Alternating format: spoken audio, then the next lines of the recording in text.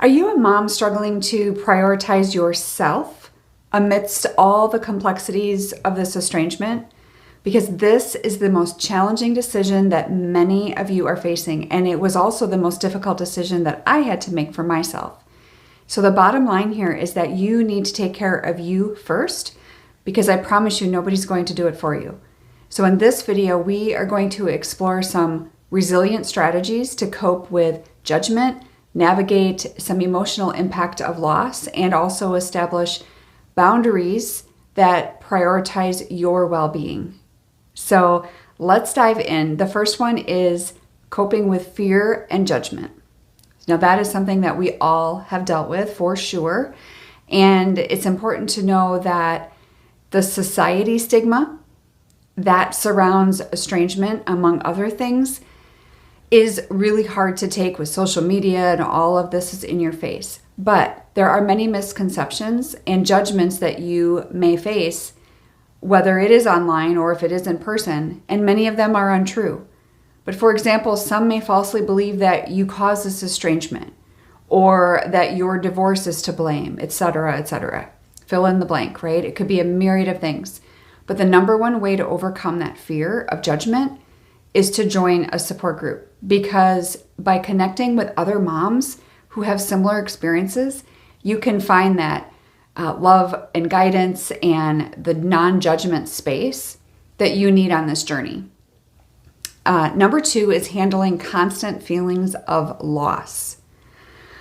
This is the greatest loss that you likely have ever experienced. And that impact is so profound. And it's crucial to know that it's okay to validate your emotions. In fact, I think you need to acknowledge them for what they are and validate them. And it's okay to grieve the relationship that you've lost, because it is a loss. It truly is. In fact, some of you may not even realize that you're experiencing grief. Some of you may not even realize that until right now at this moment. I know I did not realize that until someone had pointed that out to me many years ago. But I want you to remember, your body keeps score, and your emotional pain can manifest as physical pain in the long run, and sometimes right away even. Number three is boundary setting. Now, setting boundaries is a delicate balance, and it's different for every family because each of you have a different child, right? And so it's a balance also of maintaining some compassion and understanding for your son or daughter, and also for yourself. The biggest thing about boundaries is it's not meant to be a wall. It's rather a fence that has a gate that can be opened or closed. So just remember that the decisions you make are not permanent. And to me, the biggest aspect of boundaries is not just creating them, but enforcing them, because that's the hard part. And that requires courage, also where a support group becomes invaluable.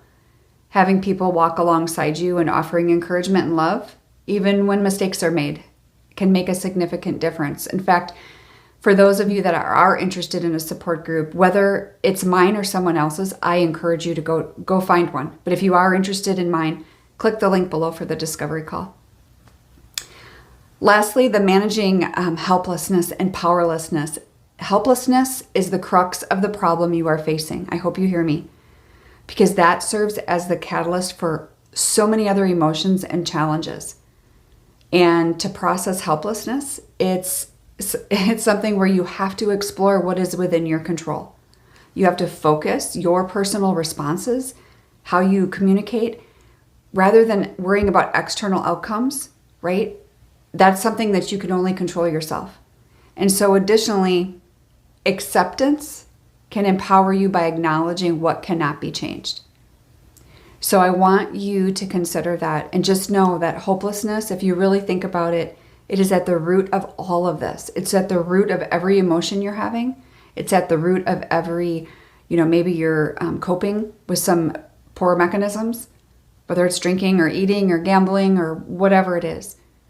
But you have to start prioritizing your own well-being. That is essential, number one. And so by implementing some of those things that I listed, you can navigate some of this a little bit better, and you're going to find resilience when you do it day in and day out. And you'll find that resilience in the face of all of this judgment and loss.